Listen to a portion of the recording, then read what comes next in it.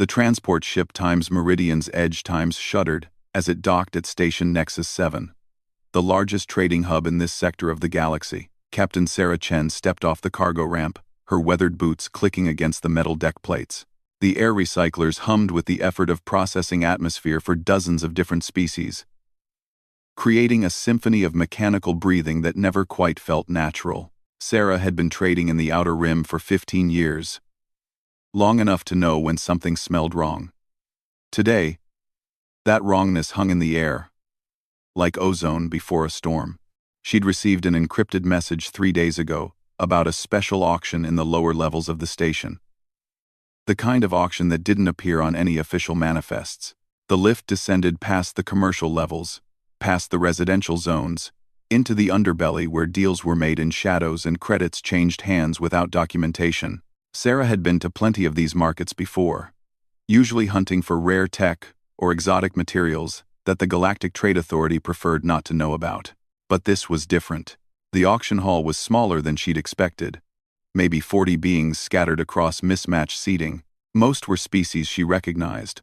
A few Zephyrian merchants with their crystalline breathing apparatus, some Corvan traders whose chitinous shells gleamed under the dim lighting, and a handful of other spacefaring races. All of them whispered among themselves, creating a low buzz of anticipation. What caught Sarah's attention wasn't the crowd, but the stage. 12 containment pods sat in a neat row, each one humming with energy fields that cast an eerie blue glow. Through the transparent aluminum, she could see figures inside, humanoid, but clearly not human. Their skin showed patterns she didn't recognize. Some had additional limbs. Others bore markings that might have been natural or technological. "Welcome, esteemed traders," announced the auctioneer, a tall hegemony official whose gray skin marked him as one of the bureaucratic caste. "Today, we offer a unique opportunity. These specimens represent failed colonial attempts, genetic drift cases, and evolutionary dead ends discovered on the Rim worlds. Each has been thoroughly evaluated and found unsuitable for standard integration protocols." Sarah's stomach turned. She'd heard rumors about this kind of thing, but seeing it made her hands clench into fists. These weren't specimens or curiosities. They were people, sentient beings who'd been labeled as faulty by whatever twisted system classified sapient life. "The reserve price for each lot is 5,000 credits," the auctioneer continued. "Given their limitations, we expect modest interest. These beings cannot integrate into galactic society, lack proper technological aptitude, and show concerning independence in their thought patterns." The first pod was presented. Inside was a being that looked almost human, but with skin that shifted colors based on what Sarah assumed was emotional state. Currently, it glowed a deep red that she interpreted as anger or fear. Lot 1 exhibits unstable chromatic expression and refuses standard neural conditioning. Opening bid at 5,000 credits. Silence filled the hall. Sarah watched as the being in the pod pressed against the containment field, their changing skin now pulsing with rapid color shifts. The other traders barely glanced up from their data pads. "No interest?" "Very well. Moving to Lot 2. Sarah's throat felt dry. She'd seen slave markets before, had even bought people their freedom when she could afford it, but this systematic dehumanization, this clinical dismissal of entire lives, made her sick. The second being appeared reptilian, with scales that seemed to shimmer with their own light. The auctioneer explained that this species had failed to demonstrate proper submission responses and showed excessive curiosity about technological systems they shouldn't understand. Again, silence. The creature in the pod was looking directly at Sarah now, and she saw intelligence there. Not just awareness, but a sharp, calculating intelligence that was taking in everything around it. By the time they reached the 6th lot, Sarah understood what was happening. These weren't failed experiments or evolutionary mistakes. These were people whose only crime was being different, being independent, being unwilling to fit into whatever mold the galactic hegemony had decided was acceptable. Lot 7 shows promise for manual labor, though their communication methods remain unconventional. This being was larger than the others, with 4 arms and skin that looked like living metal. When they moved, Sarah caught glimpses of what might have been circuitry running beneath the surface. The auctioneer's dismissive tone suggested they saw only a potential worker, not a person who might have their own thoughts, dreams, or desires. Sarah's credit balance showed 48,000. She'd been saving for a new ship, something with better range and cargo capacity. The Times Meridian's edge times was reliable but getting old, and the outer rim trade was getting more competitive every year. But looking at the beings in those pods, at the casual way the auctioneer dismissed their worth, at the complete indifference of the other traders, Sarah felt something inside her shift. Lot 8 demonstrates fascinating but ultimately useless bioluminescent properties. The species appears to communicate through light patterns that serve no practical purpose. That was when Sarah stood up. 60,000 credits, she called out, her voice cutting through the auctioneer's droning description. The hall fell silent. The auctioneer blinked, clearly not having expected any bids at all, let alone one that high. I'm sorry, did you say 60,000? For Lot 8? No, Sarah said, walking toward the stage. For all of them. All 12 lots. 60,000 credits for the entire collection. The silence stretched longer now. Other traders turned in their seats to stare at her. The auctioneer's gray skin had taken on a distinctly purple tinge that Sarah recognized as confusion in his species. That's 5,000 per lot, our minimum reserve price. Is there a problem with my offer? Sarah kept her voice level. Professional.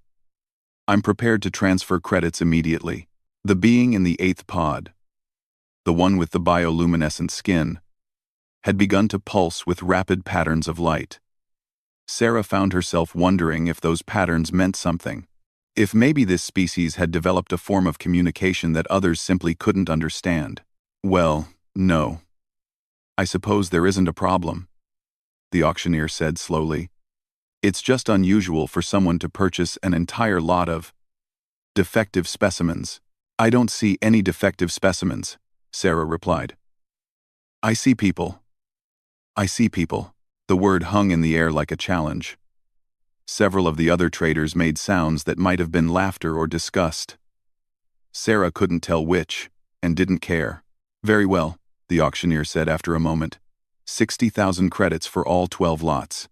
Please approach the payment station. As Sarah walked toward the front of the hall, she caught glimpses of the beings in the other pods. Each one was unique, and each one was watching her with expressions she couldn't quite read, but recognized as hope. She thought about her ship upgrade, about the better life she could have built with that money. Then she looked at the 12 pods, and knew she was making the only choice she could live with. The credit transfer completed with a soft chime. The auctioneer handed her a datapad containing ownership documents, papers that legally made these people her property. The thought made her stomach turn, but it also meant she could get them out of here. Congratulations on your acquisition, the auctioneer said, with what might have been a smile. Though I confess curiosity about your intended use for such challenging specimens. Sarah looked at the pods, at the 12 lives she'd just purchased, and felt the weight of responsibility settle on her shoulders like a familiar coat. I'm going to set them free, she said simply. The auctioneer's expression suggested he thought she was either joking or insane. Sarah didn't bother to clarify which. As the containment fields powered down and the pods began to open, Sarah found herself wondering what she'd gotten herself into. 12 unknown species, with unknown needs and unknown capabilities, were now her responsibility. But as the first of them stepped out of their pod, the color-shifting humanoid whose skin now showed a cautious yellow, and looked at her with eyes that held both fear and gratitude, Sarah knew she'd made the right choice, even if she had no idea what came next. The cargo bay of the Times, Meridian's edge times, had never felt so crowded. Sarah stood near the main console, watching as 12 beings explored their new surroundings with varying degrees of caution and curiosity. The ship's environmental systems worked overtime to accommodate different atmospheric requirements, creating zones of varying temperature, humidity, and gas composition throughout the space. It had been 6 hours since they'd left Station Nexus 7, and Sarah was beginning to realize just how unprepared she was for this situation. The ownership documents she'd received were useless for anything except legal protection. They contained no useful information about the species, their needs, or even their names. The color-shifting humanoid, whose skin had settled into a cautious blue-green, approached her first.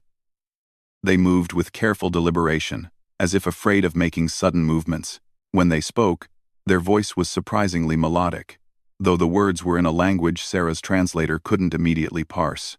"Hold on," Sarah said, pulling out her universal communicator. "Let me adjust the linguistic matrix." As the device recalibrated, she noticed that several of the other beings had gathered to watch.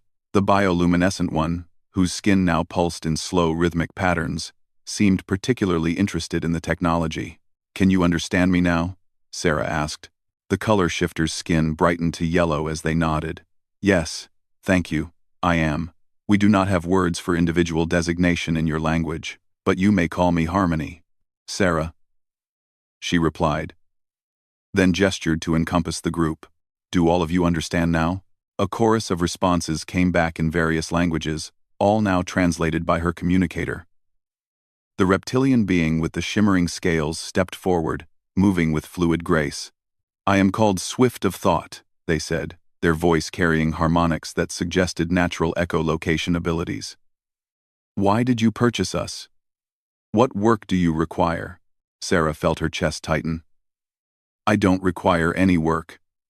I bought you to set you free." The silence that followed was different from the auction hall. This wasn't indifference.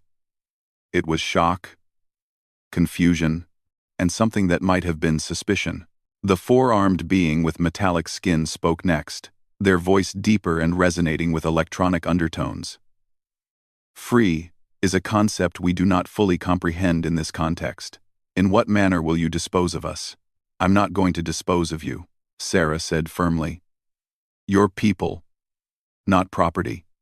Once we reach a safe location, you can go wherever you want. Do whatever you want. You'll be free to make your own choices." Harmony's skin shifted through a rapid spectrum of colors before settling on deep purple. "This is unexpected. Why would you sacrifice resources for beings you do not know?" Before Sarah could answer, alarms began blaring throughout the ship. The main display lit up with tactical information, and Sarah's heart sank as she recognized the incoming signatures. 3 hegemony patrol cruisers. "Approaching fast," she muttered, her hands flying across the control panels. Someone must have reported the sail. Swift of Thought's scales rippled with patterns of light as they moved closer to the display. "Your ship has insufficient speed to outrun those vessels." "I know," Sarah said grimly, "but we're going to try anyway." The Times Meridian's edge times shuddered as its aging engines pushed beyond safe parameters. Sarah had enhanced the ship over the years, but it was still no match for military vessels in a straight race. "Sarah Human," the metallic-skinned being said. "May I examine your propulsion systems?" "What? Why?" "I am called Network of Stars. My people interface with technology in ways that others find unusual. Perhaps I can provide assistance." Sarah hesitated for exactly 1 second before nodding. "Do it. We need all the help we can get." Network of Stars approached the engineering console and placed all 4 hands on the interface. Immediately, Sarah's displays began showing readings she'd never seen before. The being's metallic skin was actually interfacing directly with the ship's systems, bypassing normal control mechanisms entirely. "Your fusion reactors are operating at 60% efficiency," Network of Stars said, their voice now carrying electronic harmonics that seemed to sync with the ship's computer. "I can optimize the plasma flow and increase output." The ship's rumble deepened as the engines began running smoother than they had in years. Their speed increased by 15% almost instantly. "How did you?" Sarah began, but Swift of Thought interrupted. "Hegemony vessels are gaining. Their communication patterns suggest they have authorization for intercept and boarding." Another being stepped forward, this one tall and thin with skin that seemed to shift between solid and translucent. "I am called Phase Walker. My abilities may provide options." Before Sarah could ask what they meant, Phase Walker simply stepped sideways and vanished. A moment later, Their voice came through the ship's communication system. I am now aboard the lead pursuit vessel. Their tactical systems are vulnerable to disruption. On the tactical display, the lead hegemony cruiser suddenly began slowing and falling behind as its engines apparently malfunctioned.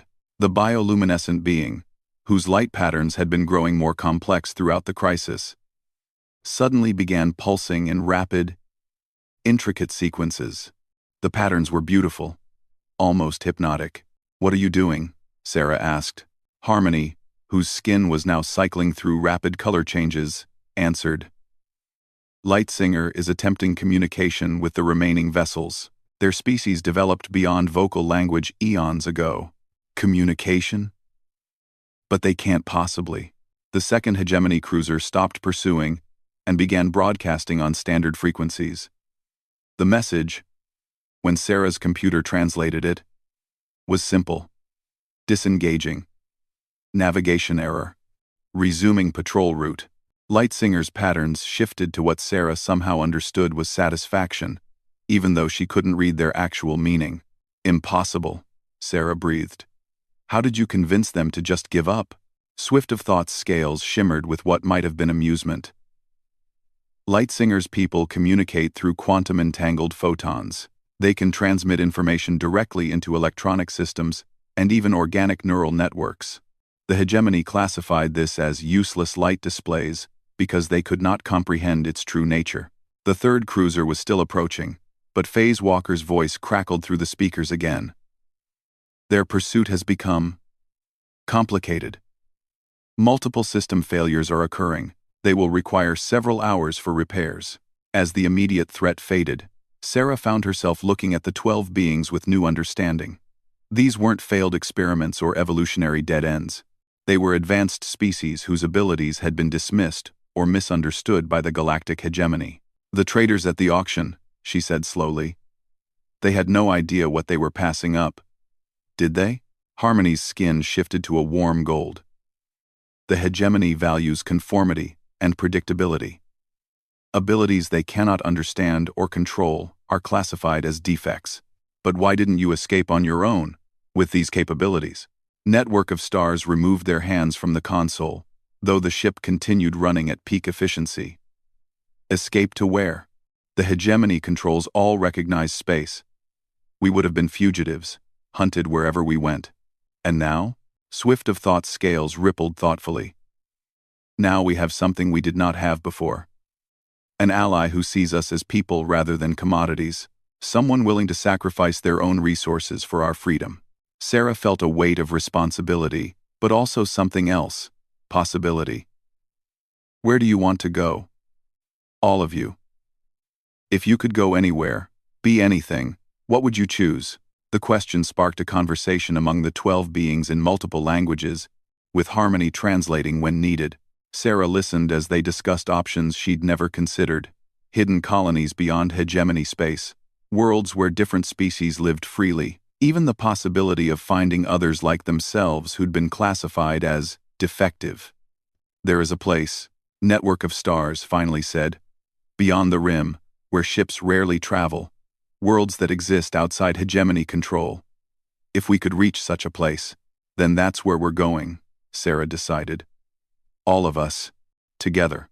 Lightsinger's patterns shifted to what Sarah was beginning to recognize as pleasure, while Harmony's skin glowed with warm colors that felt like gratitude. "You would come with us?" Swift of Thought asked. Sarah looked around her ship. At the being who could interface with any technology. At the one who could walk through walls. At the one who could communicate through light across impossible distances. At 11 other individuals whose abilities she was only beginning to understand. "You're going to need someone who knows how to navigate hegemony space," she said practically. "Besides, I think I just became unemployable in the normal trading circuits."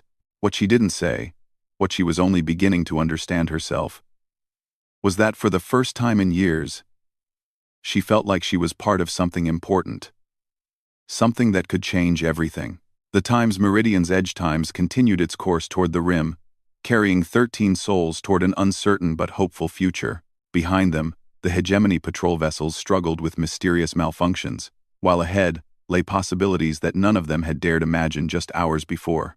3 months had passed since their escape from Station Nexus 7, and the colony ship Times, New Horizon Times, hummed with activity that would have amazed anyone from hegemony space. What had started as Sarah's cargo hauler had transformed into something unprecedented. A mobile sanctuary where beings who didn't fit the galactic standard had found not just freedom, but purpose. Sarah stood on the observation deck, watching as construction continued on the orbital platform they were building around an uninhabited planet in the outer void. The platform wasn't just a space station, it was becoming a beacon for others like them. The quantum communication array is nearly complete. Light Singer's patterns flowed across a nearby display, translated now into text that everyone could read. Their species had developed technology that could send messages instantly across galactic distances without using conventional subspace networks that the hegemony monitored. Network of Stars, who had become the station's chief engineer, approached with their characteristic measured steps. Hull integrity is at 98%. The modular design allows for expansion as more refugees arrive. It still amazed Sarah how naturally they'd all fallen into leadership roles. These beings that the hegemony had written off as defective were revealing themselves to be the most capable individuals she'd ever worked with. "How many ships responded to our last broadcast?" Sarah asked. Harmony, whose skin now remained a steady, confident blue, consulted their data pad. 47 vessels have requested sanctuary. Most are small groups, families who've been hiding their true natures to avoid classification. Sarah nodded. The hidden network they'd discovered was larger than any of them had imagined. Across hegemony space, countless beings lived in fear of being labeled defective simply because their abilities or appearance didn't match approved standards. Any word from the diplomatic mission? This question made everyone pause. 2 weeks ago, they'd taken the most dangerous gamble imaginable, sending representatives to speak directly with the Galactic Council about establishing formal recognition for their sanctuary. Swift of thought materialized nearby, moving with their characteristic fluid grace. Phase Walker reports that the preliminary discussions are promising. Several council members seem intrigued by our technological demonstrations. Those demonstrations had been carefully planned. Network of Stars had shown how their biotechnological interfaces could revolutionize system efficiency. Lightsinger had demonstrated communication capabilities that could transform galactic networking. Phase Walker had proven that their abilities made them invaluable for search and rescue operations. There's something else, Swift of Thought continued.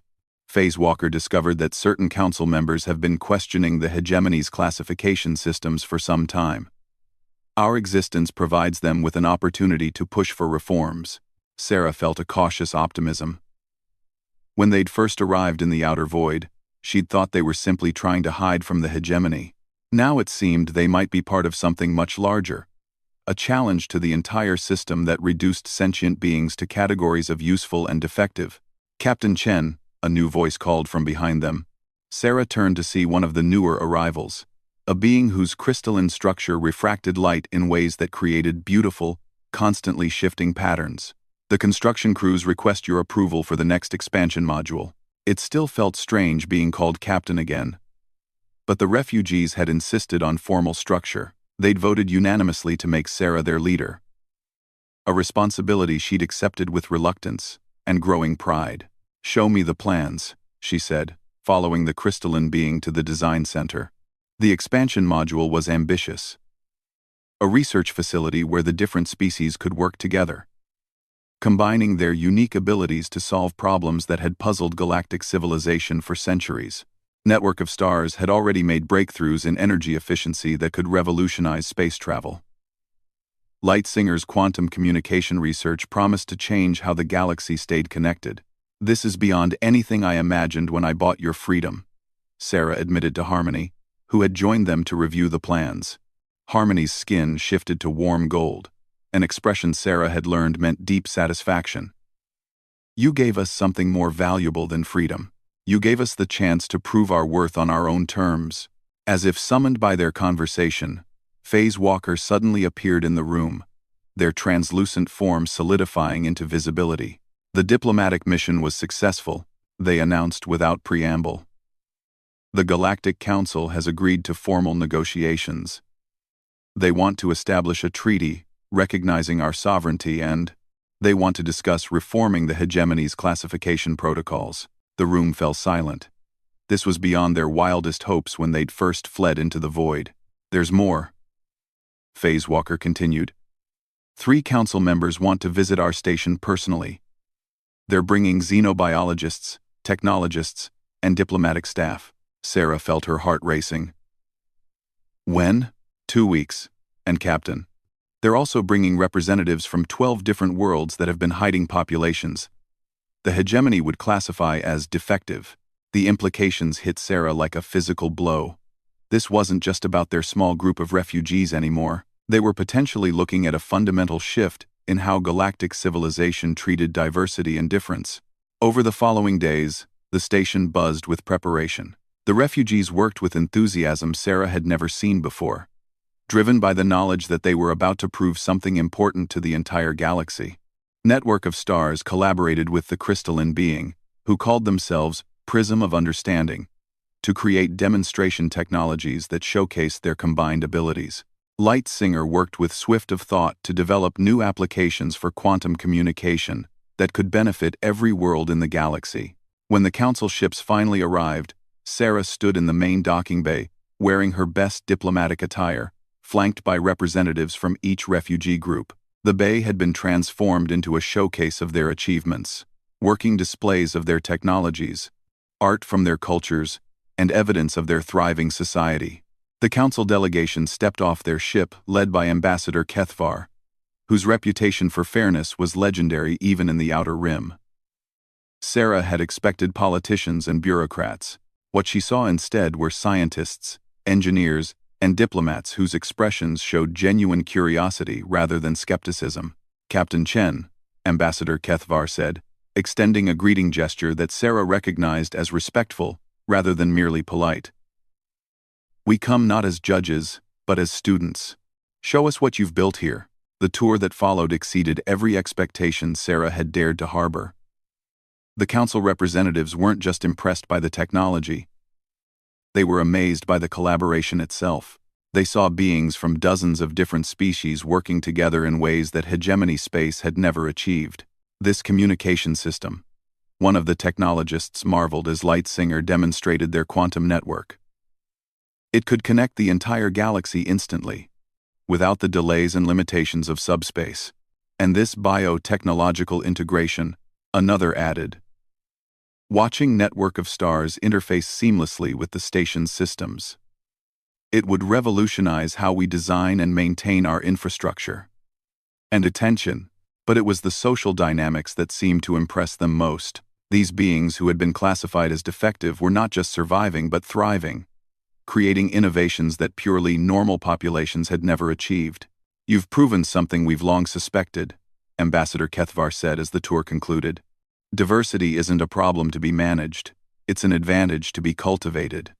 The negotiations that followed were complex but ultimately successful. The Galactic Council agreed to recognize their sanctuary as the independent collective, with full sovereignty and the right to offer citizenship to anyone who felt unwelcome in hegemony space. More importantly, they agreed to review and reform the hegemony's classification systems, establishing new protocols that valued unique abilities rather than dismissing them as defects. 6 months later, Sarah stood once again on the observation deck, but now she was looking at something that would have been impossible to imagine during those dark hours in the auction hall. The independent collective had grown to include over 300 different species, creating the most diverse society the galaxy had ever known. Ships arrived daily. Not just refugees seeking sanctuary, but scientists and engineers from across the galaxy who wanted to study and collaborate with the collective's innovations. What had started as a desperate escape had become a revolution in thinking about intelligence, ability, and the value of difference. Any regrets? Harmony asked, joining her at the observation window. Their skin showed the deep blue of contentment mixed with the gold of satisfaction. Sarah thought about the question seriously. She'd given up her old life, her savings, her comfortable existence as an independent trader. She'd taken on responsibilities she'd never wanted and challenges she'd never imagined. But looking at the thriving station, at ships from dozens of worlds coming to learn from beings who had once been considered worthless. At the beginning of a fundamental change in galactic civilization, she knew there was only one answer. Not one, she said simply. Outside the observation window, construction continued on new modules that would house the university being established to study diversity and collaboration. Lightsinger's communication arrays carried messages of hope to hidden populations across the galaxy. Network of stars and their engineering teams worked on projects that would transform space travel and habitat construction. And in the center of it all, a small plaque marked the spot where it had all begun, where one human had made the choice to see people instead of property, potential instead of defects. The galaxy was changing, one rescued soul at a time. The market had offered faulty aliens, and a single human had purchased every one. In doing so, she had purchased the future itself, a future where being different wasn't a defect to be hidden, but a gift to be celebrated.